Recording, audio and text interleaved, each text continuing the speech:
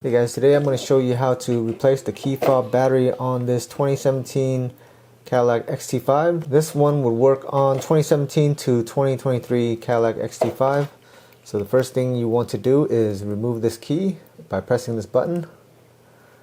And then you're going to hold down this part of the key fob, and then you're going to use this part to push up or pull up to break the cap loose.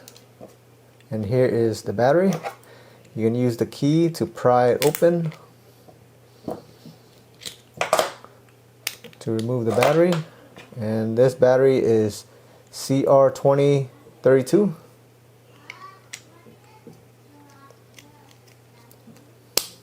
can put it in, then close the cap.